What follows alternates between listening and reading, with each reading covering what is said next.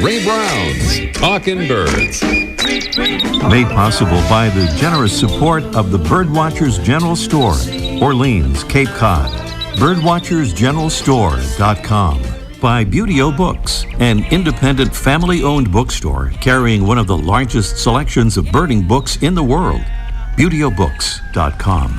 By Vortex Optics, with the VIP warranty, their unlimited lifetime promise to keep you and your optic covered. VortexOptics.com. And proudly sponsored by Ocean State Bird Club, a Rhode Island-based club of passionate birders like you. Become a member and check out the fall edition of our newsletter. Find us on Facebook and online at oceanstatebirdclub.org. Good morning. Welcome to our show, number 810, during which we'll hear some sounds of the nutcracker through a touch of seasonal music by Peter Ilyich Tchaikovsky, and in a sweet song by Nucifraga Colombiana, another kind of nutcracker. And then there's this familiar sound that reminds us to direct you to our holiday gift ideas page on our website. A lot of suggestions there about gifts for the birder or nature lover on your list. Even some ideas related to our initiative that we call plurting, that's picking up litter while birding.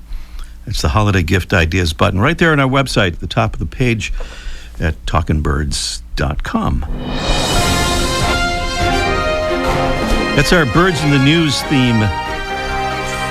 One reason that populations of great blue herons continue to do well in the face of dramatic declines for many wading birds and others is that great blue herons are pretty much omnivores.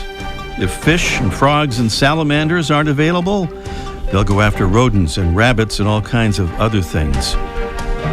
But alligators?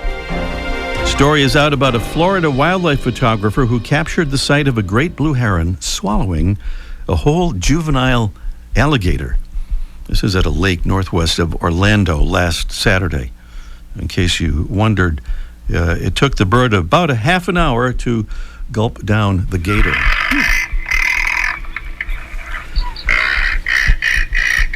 Now, this is a sound that you might almost think is a great blue heron. It also has a kind of a guttural sound, a little bit like that, but this is a bird with much shorter legs. It's our mystery bird, and this is a preview of our mystery bird contest coming along a bit later. Beautiful Droll Yankees window mount songbird feeder is our prize this morning, offering a clear view of the birds right at your window. It holds a couple of cups of seed or fruit or mealworms. The Droll Yankees window mount songbird feeder, our prize on the mystery bird contest, coming along just a little bit later on in this morning's show. And now,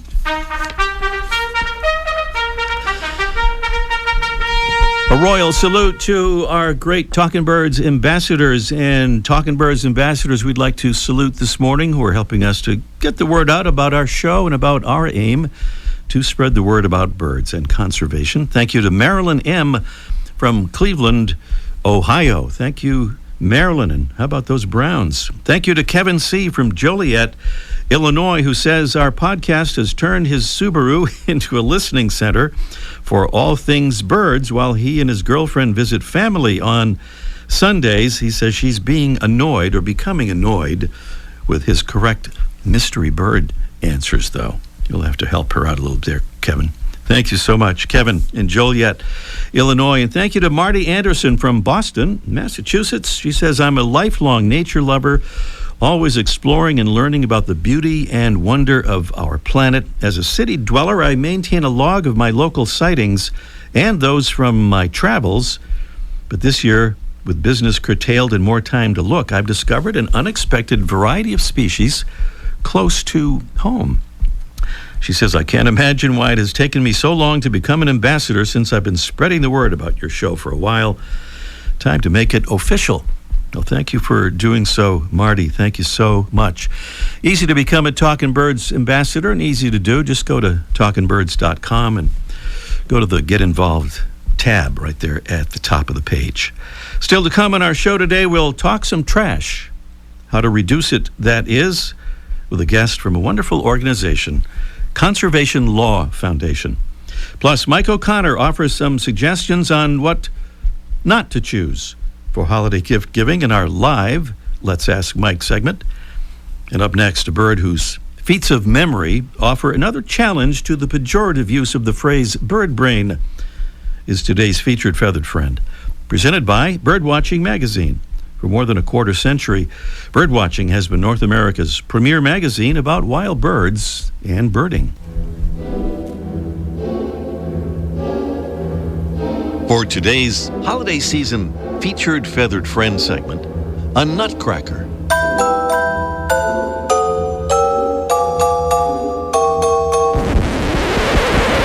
No, not that nutcracker. This nutcracker.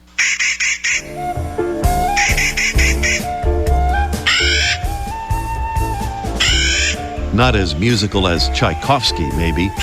But could Tchaikovsky hide thousands of seeds and remember where to find them? I doubt it. But the Clark's nutcracker can. In fact, some individual birds are known to cache more than 30,000 seeds and then relocate them as much as 9 months later. Many researchers have worked to discover the nutcracker's secret. It was Utah State University's Richard Vanderwall who finally figured it out. Vanderwall's experiments demonstrated clearly that spatial memory was what the birds used to find the seeds they'd hidden. Yes, they actually remember where they've put them. Not surprisingly, Clark's nutcrackers, named for William Clark of Lewis and Clark fame, belong to a very intelligent family of birds, the corvids, a group that also includes crows, ravens, magpies, jays, and jackdaws. The Clark's nutcracker is a blue jay-sized bird, mostly ash gray, but black and white on the wings and central tail feathers. They live high in western mountains, using their sharp bills to rip into pine cones to pull out their seeds, which they carry to their hiding places in a large pouch under their tongues. They also eat insects, berries, and small mammals, as well as bird eggs and nestlings. As for their own nestlings, Clark's nutcrackers feed them from winter stores of pine seeds, some of which have more calories than chocolate. So they can breed as early as January or February, despite the harsh mountain weather. And what happens to the seeds the birds hide but don't find? Well, they often sprout, playing an important role in growing and reversing the decline of western pine forests. The Clark's nutcracker, Nucifraga columbiana, today's Talkin' Birds featured feathered friend. Welcome again to our show number 810. As always, we invite you to visit that website of ours, talkinbirds.com. We mentioned briefly a few minutes ago about plurting, our effort to encourage birders everywhere, tens of millions of them here in the U.S. and, of course, many, many more beyond, to think about picking up litter while birding. But we have a guest this morning who has a much bigger picture idea about trash and waste and the like, and she is Kirsty Pecci. She's the director of the Zero Waste Project for Conservation Law Foundation, based in Boston, serving New England and engaging in programs applicable just about anywhere, and she joins us on the phone right now. Good morning, Kirsty. Good morning, Ray. So thank you so much for having me. Well, it's our pleasure indeed, and your organization does a lot of wonderful stuff, including this Zero Waste Project that you are heading up. And give us a little overview about the goals and techniques of the Zero Waste Project. Absolutely. So I love waste work, and the reason I do, I call myself the trashy attorney, and the reason I do is because, as all of your plurters know, you can make a difference on this problem, and it's the small differences, like when you go out and are watching birds and picking up trash, but then also the bigger differences. We can change our system so that the producers who are making all of this single-use plastic waste, the cups and bottles that we're just using for a few minutes, that they can be responsible for those materials, and we can transition to reusable, refillable materials. So that's the whole, theory of change at Zero Waste at our Zero Waste Project. We want to push back against disposal, against dangerous landfills and incinerators, and make sure that we're promoting programs like composting, like reducing waste, like making producers responsible for the products they're creating, not making cities and towns and businesses pay for trash pickup and trash disposal and recycling, and then also make sure that we're using materials that really are sustainable. So things that can be reused and recycled, like glass and aluminum containers, for instance, versus plastic, which, if it's collected perfectly, might be recycled a few times, but really in the end will not get recycled in the real world. Most plastic is not truly recyclable.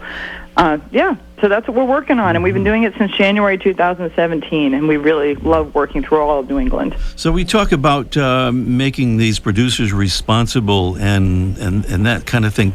Talk about, if you would, some techniques on how we do that. In other words, we pick up litter, and we see what we're picking up, and then we know what to report about it, right? That's exactly correct. I think I can't overstate how important that litter pickup is, not only because you're actually picking up what's on your road. I found a coat on my road, which is, of course, made of nylon and it's plastic, right? I found a coat on my road the other day. So all of us who are walking through nature, we need to do that. We need to pick up what's there. But my dream is for us to walk through nature and not see anything made of plastic or other trash on the ground. And the way we get there is when you pick something up, when you put it in your bag, please add that extra step of taking a picture of it. Maybe if you're a good photographer, or if you're used to, if you take a picture of the cake you made, please take a picture of the plastic you pick up, and send it out there on your Facebook, on your Twitter, any social media to do. If you're not that guy, if you don't like social media, if you don't like taking pictures, call your local town official and say it's a problem, and tell them to promote the bigger solutions, which are bottle bills. If those bottles are worth a dime instead of a nickel, New Hampshire doesn't even have a bottle bill. Rhode Island doesn't have a bottle bill. The other states, most of them have it at a nickel in New England. We should be bringing it up to a dime so it's worth more. We should make sure all the containers included, like nips, those horrible little nip bottles that I'm sure you're all seeing out there. And if you tell your local officials and your state legislators, your rep and your senator, hey, we need a bottle bill, or there are bills coming up this next session called producer responsibility bills for packaging. And what that would mean is the folks who are making these materials are responsible for paying the cities and towns for the trash recycling or disposal. And as soon as they do that, instead of all this filmy plastic that can't be recycled and these other plastics that can't be recycled, they end up redesigning their packaging. So there's less packaging for them to pay for at the end life. There's more sustainable packaging, and then also reusable packaging, because that's how we used to do things, and there's no reason we can't do it again. So all this going on in New England and some really hopeful signs. Other places, too, are kind of getting on this bandwagon, if you can call it that. Seattle, San Francisco, and other places. Do you feel like there is a bandwagon effect going on with this kind of thing? Oh, absolutely. I think anybody who takes a walk every day and who's out in nature has seen more and more plastic waste out there, and people are sick of it. I was just reading an article that seabirds that eat plastic, even if they survive, they're sicker because of it, and I'm sure that's true for our birds that are inland as well. We're also seeing that they're finding microplastics in women's placentas, which means that these toxics that are in plastic, because remember, plastic's made from oil and glass. Oil and gas. That plastic is getting into our systems. That toxicity is getting into our systems, and it's really dangerous. And people are also, this is something that people may not be aware of, people are getting aware of, though, is that Coke and Pepsi and Nestle are the three biggest polluters in the world as far as these pickups go. If you pick up your trash and you start weighing it, you'll see that these bottles are going to be a large part of it, especially if you don't have a bottle bill in your town, in your state. So these plastic companies are purposely sending money out to maybe Keep America Beautiful and Keep Massachusetts Beautiful, and those organizations. Those are funded by Coke and the American Beverage Association. And what they're trying to do is prevent bigger solutions like bottle bills, like producer responsibility, but people are wising up. People are realizing these materials are not recyclable, and the cities and towns are paying for the litter pickup, and the cities and towns are paying a huge, astronomical increases for recycling now. We're seeing across New England. So this is happening in New England, but it's part of a larger movement that people are tired of finding Coke and Pepsi bottles on their beaches. And that's happening across the world. There's a great study on that. Break Free from Plastics did a big pickup, third year in a row. Coke and Pepsi and Nestle are the biggest polluters. So it definitely is regional and then international, and every bit you do to weigh your trash, to send pictures of your trash out, and to make calls about it will help towards those larger solutions, because this is a problem we can solve. It is, and such an enormous problem, and we certainly want to talk to you about it again after today, Kirsty. But in the time we have left here, I want to mention your blog. That's a seasonal blog here, and you have it listed for Thanksgiving, but certainly applying to the whole holiday season, about leftovers and what to do with them, and thinking about the waste that's involved there. Oh, yeah, right. I always make the joke that food scraps are low-hanging fruit. A lot of our waste costs are food scraps. It's about 20 to 33% of what we're throwing in our landfills and incinerators, and there's no need for it. And then on the other end of it, about 20% of our country now is food insecure, meaning that wasted food should be feeding somebody, right? So we're wasting a tremendous amount of food, probably 40% of what we produce across the country. A lot of it's ending up in our trash, as I said, 20 to 33%, and then we should be feeding people. So, yeah, the first thing to do is to try and buy smart. Make sure you're going to buy stuff that you're actually going to eat. The second thing, I think you said, Ray, when we were talking the other day, that you were part of the Clean Your Plate Club when you were a kid. You got to be part of that club again, most definitely. And then what we want to do is get food to people who need it, and barring that, we can also feed animals with it. And then you want to start composting and, getting your food in a pickup system if you live in a city or a suburban area. Drop-off pickup systems are cropping up everywhere across New England. I know Needham, Wellesley, they all have drop-offs. Hamilton, Wenham, town of Hamilton and North Shore actually just banned food scraps from their disposal. So you're not even allowed to put it in your trash anymore there.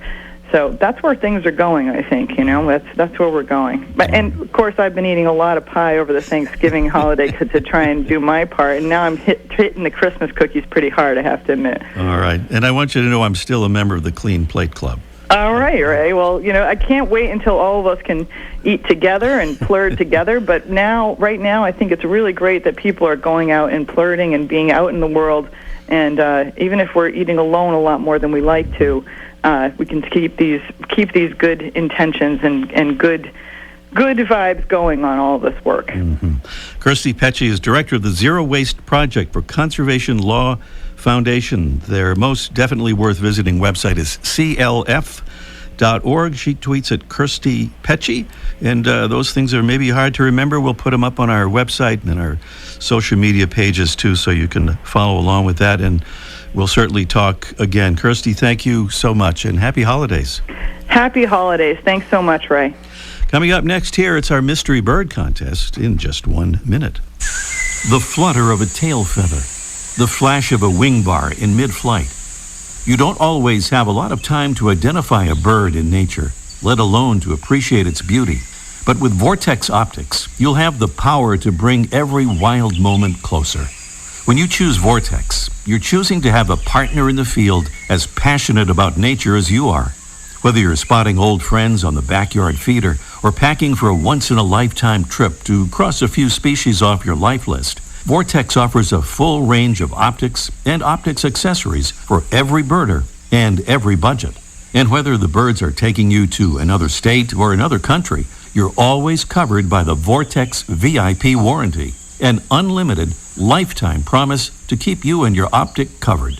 If you want to learn more, or if you need help choosing your next optic, give Vortex a call at 1-800-4VORTEX or visit vortexoptics.com. Our mystery bird is one that looks better than it sounds, I guess you could say. Not a spectacular looking bird, but pretty horrible sounding bird. Our mystery bird contest is presented by Red Start Birding. Red Start Birding is your new resource for birding optics, gear, and expertise. Great birding starts at redstartbirding.com. Our mystery bird is a medium-sized seagoing bird with a black back and head, white underside. And here's the bill description. It's kind of complicated. It's heavy, deep, round-tipped, wedge-shaped, and laterally flattened. There's a white line extending from the eyes to the end of the bill. Our bird feeds by diving underwater for schooling fish, crustaceans, and other invertebrates, using its wings to swim. Sound and the clues of our mystery bird this morning. Give us a call as soon as you can and tell us what it is, or just take a guess, because no correct answer means a drawing will determine our winner, so you can give not exactly the right answer and still have an excellent chance of winning our beautiful prize from Droll Yankees, makers of the world's best bird feeders. It's the window mount songbird feeder with the unique songbird and blueberries design and a clear view of the birds right at your window. The number to call is 781-837-4900. That's 781-837-4900. Do call us as soon as you can, so we'll have time for our mystery bird contest. 781-837-4900. Meanwhile, more about holiday gifts and what not to buy from our Mike O'Connor. Let's ask Mike live in just 1 minute. What better idea for the holidays than to give the gift of books? And our friends from Beautyo Books carry one of the largest selections of birding books in the world. From backyard birding books to general ornithology, from field guides for specific regions to photography, biography, fiction, and humor. You'll find all of that and a whole lot more all in one convenient place. BeautyOBooks.com. That's B-U-T-E-O. BeautyOBooks.com. Here at Talking Birds, we're for the birds, and we want to say thanks to another Talking Birds ambassador who's helping to spread the word about our show and about birds and conservation. My name is Jack Horton, and I'm calling from Altamont Springs, Florida. Basically, birds can't write letters. They can't contact elected officials and lobby on their own behalf. So people, to do that, I encourage everybody to be a Talking Bird ambassador, because the further we can spread the word for the birds, the better off the birds are going to be. It's Mike O'Connor down at the famous Birdwatchers General Store, Orleans, Cape Cod, Massachusetts. Good morning, Mike. Oh, good morning to you, Ray. Good morning. I know you want to talk about things that we should maybe not buy for bird lovers and nature lovers on our list, but I don't need any help with that, Mike, because I've decided to buy everybody on my list the same thing this year. I'm going to buy them all zoom binoculars. What do you Yeah, that's a good idea. I know. We're laughing, but a lot of people think that's a good idea. And there's a whole list of things people traditionally get people for Christmas, and there's a lot of pitfalls in buying zoom binoculars, in my mind. There's one of them. That they tend to be inferior binoculars, and increasing the magnification seems like a good idea on a pair of binoculars, but it actually isn't, because it's hard to hold binoculars steady. So I recommend people get an 8 magnification, which isn't crazy strong, but it's about as strong as most people can hold steady. Yeah. And if you go to like a higher magnification, like 10 or a 12, or in the case of a zoom, they go up to like 16, the image becomes blurrier because you're not holding them steady. And so what you get is like pixelated. It becomes a bigger blur. So get an 8 power, don't get a zoom. The other bonus with zoom binoculars, they tend to break because they have all those mechanisms in it. So when you buy someone a pair of binoculars for Christmas, get them an 8 power. An 8 by 42 is good. Whatever that second number isn't as important as the magnification. And they also have these binoculars they're called permanent focus binoculars. Like there's no focus at all. Yeah. So they just kind of make an average. But that's like using somebody else's eyeglasses. You need to have an adjustment some in there. So avoid those two things when you're buying some binoculars. If you're going to buy somebody a birdhouse for Christmas, and that's a good idea, but get them a simple birdhouse. You don't have to get one that looks like Rockefeller Center or Graceland or some crazy thing like that. Because after Christmas, people come streaming in wanting to know how to set up these ginormous birdhouses that people give them for Christmas. And then they have to invest money in like a cedar post or have someone install it for them, or a metal post with a cement base. Just get them a simple box, because that's what the birds like. They don't need them all flashy, even though they're kind of a dull present. If the people want to attract birds, get them a simpler birdhouse that's easy to clean. And speaking of cleaning, if you buy someone a feeder, try to buy them one that has a bottom that snaps out for cleaning, or one that's what am I getting played off all of a sudden? Apparently it's so, yeah. No, it's a good tip there, though. And the last thing I tell people, if you buy somebody a bird book, get them a Peterson or a Sibley guide. Get them a complete guide to the birds of North America or Eastern or Western North America. Please avoid those little plastic pamphlets that people want to buy that look like a placemat at Denny's. Don't get them anything like that. Get them a total field guide. That way you'll be able to identify the birds in the mystery bird contest. What about those scopes that I see advertised? $9.99. You can see for miles with those. I just recommend that you custom build your birdhouses to be like the Birdwatcher General Store in New Orleans. Not New Orleans. Oh, that would be beautiful. Well, that one's even better than the one in New Orleans. Yeah. I love it. All right, Mike. Thank you. We'll talk to you very soon. Next week. Mike O'Connor.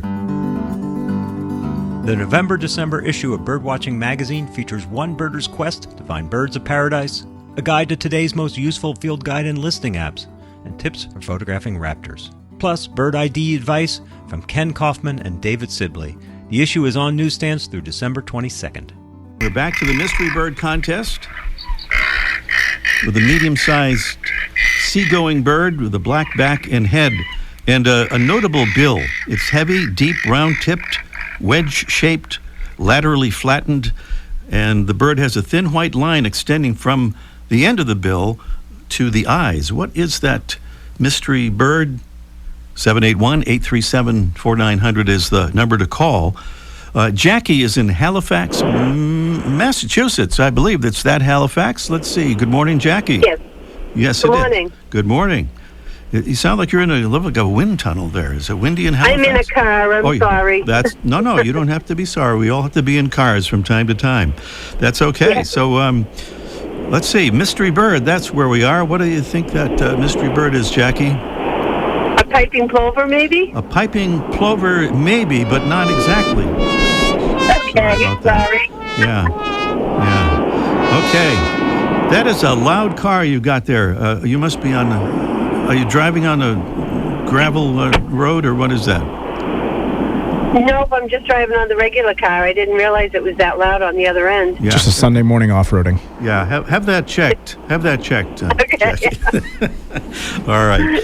Jackie in Halifax on our Mystery Bird Contest. And now we have Caroline in Hummerock, Massachusetts. Good morning, Caroline. Hi, Ray. Hi there. Good morning. A gannet. A gannet is your guess. A gannet guess is a really top-quality guess. It certainly is a seagoing bird, but that's not the bird that we had in mind there. Okay. But thank you very much. And Merry Christmas. Merry Christmas to you. Thank you. Just a reminder, by the way, while we have a second here, the great Kevin McGowan from the Cornell Lab of Ornithology will be with us next week to talk about the wonderful world of owls, which is also the name of a new online course that Kevin has devised, by which we can all learn a lot of cool stuff about some very cool birds. The Cornell Lab's Kevin McGowan right here on Talking Birds next week. We have Zeke from Marshfield. Zeke in Marshfield, Mass. Good morning, Zeke. Hi, how are you, Ray? I'm well, thank you. What do you say on the mystery bird, Zeke? I was thinking it might be a common mirror. Common mirror, that is really a good guess, but not exactly correct. Sorry about that, Zeke. We're going to have to... Thanks very much. Have a great holiday. Holiday to you. Happy holiday to you, Zeke. And we're going to have to flip the cards here and announce the identity of the bird, the razorbill. The razorbill was our mystery bird. We are just about out of time for our listeners of the Jewish faith. Happy Hanukkah, and we'll see you next week. Ray Brown's Talking Birds. Made possible by the generous support of the Birdwatchers General Store, Orleans, Cape Cod. Birdwatchersgeneralstore.com. By Buteo Books, an independent family-owned bookstore carrying one of the largest selections of birding books in the world. ButeoBooks.com. By Vortex Optics, with the VIP warranty, their unlimited lifetime promise to keep you and your optic covered. VortexOptics.com. And proudly sponsored by Ocean State Bird Club, a Rhode Island-based club of passionate birders like you. Become a member and check out the fall edition of our newsletter. Find us on Facebook and online at oceanstatebirdclub.org.